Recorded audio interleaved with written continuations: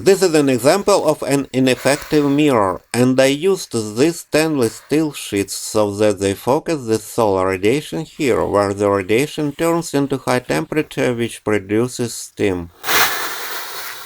Now I show my experimental measurement of how much thermal energy is produced from these stainless steel sheets of this grade. It turns out that the stainless steel ranks less because it produces 9% less heat than this leader that will be featured in this video. I remind you that I am looking for cheap alternatives to these expensive mirrors, which help solar radiation produce electricity not only during the day but also at night thanks to these heat storages. This is a big advantage over solar panels which only work when the sun is shining, and investors have already built more than 100 mirror power plants of various types with a total cost of about $60 billion. Unfortunately, these solar power plants are expensive, but our cheap mirrors will make their electricity cheaper than electricity from thermal and nuclear power plants.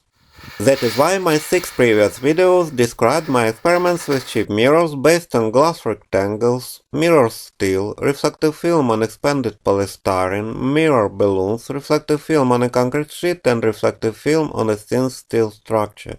This video will be about the 7th type of cheap mirrors, and it wants these efficiency measurements, and I remind you that the stainless steel took the last place.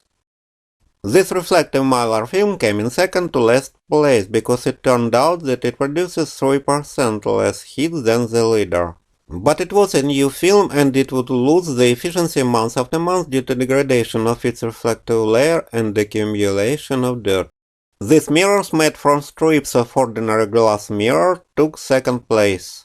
The radiation losses here at the edges of the strips and the gap between them led to the fact that the glass mirrors produce 2% less thermal energy than this leader, which is sheets of anodized aluminum.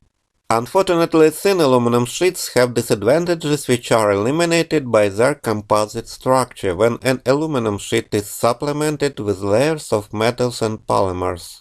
That is why I made these 4 different aluminum composites many years ago, and the end of this video will show their condition after almost 10 years of outdoor use, so that we can choose the best composite structure.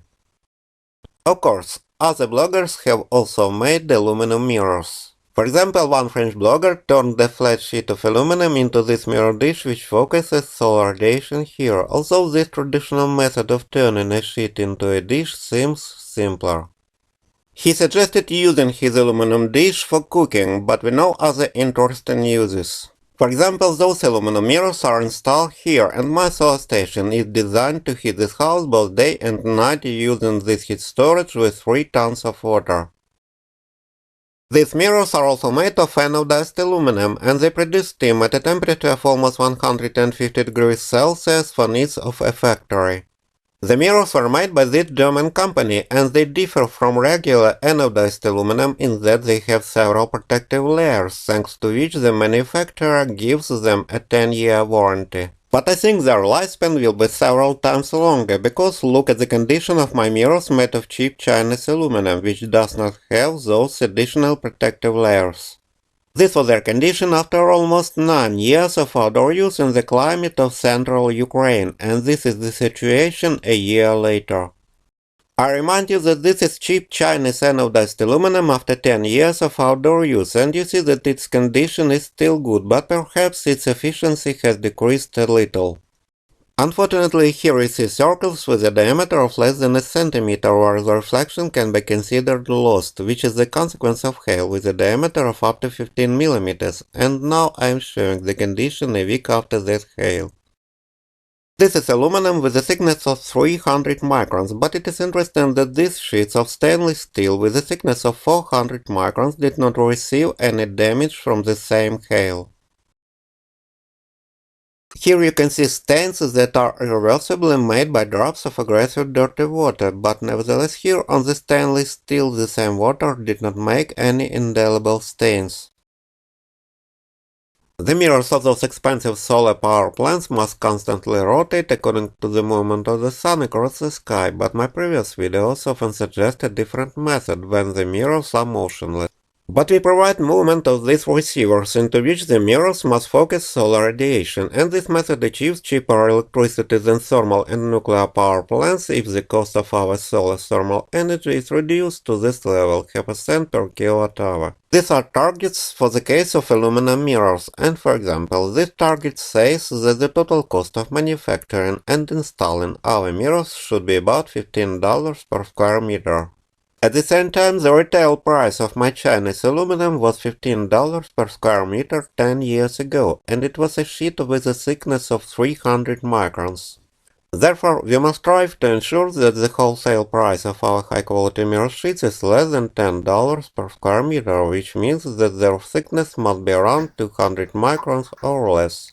Unfortunately, thin aluminum sheets have very poor rigidity, and now I am showing one of my attempts to solve this problem with the help of this additional steel sheet.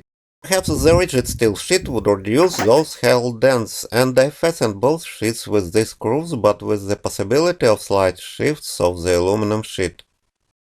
I repeat that 10 years ago I made these 4 different composites from the aluminum sheet and layers of polymers and steel, but one of them self-destructed after 6 years of outdoor use. This aluminum sheet was glued to this steel sheet, and we see the condition of the galvanized steel sheet after 6 years of operation, and now I am showing the condition of the glue, which was epoxy resin from a hardware store. Nevertheless, these other 3 composites have survived 10 years of outdoor use, and you have seen them here, and after that I removed them for research, and now I will show you the condition of the structure of the first of them. The steel and aluminum sheets were glued here, on the side edges, apparently with silicone sealant, and pay attention to this radical corrosion of the galvanized steel sheet after 10 years of operation. These are old photos showing how I joined the steel and aluminum sheets, and here you can see that the top and bottom edges of the aluminum sheet were folded instead of glued. Here I scratched the steel sheet so it would better glue to this expanded polystyrene with this cheap polyurethane foam. This is the second composite, and here its aluminum and steel sheets were glued together with cheap polyurethane foam. It is interesting that the corrosion of this galvanized steel sheet is significantly lower than that of the first composite. The third composite did not have any steel sheeting, and its aluminum sheet was glued to the expanded polystyrene here at the periphery. Also notice here how the sun has eaten away the edges of the cheap expanded polystyrene during 10 years of use, and I remind you that I usually glue similar mirrors to a concave surface with polyurethane foam.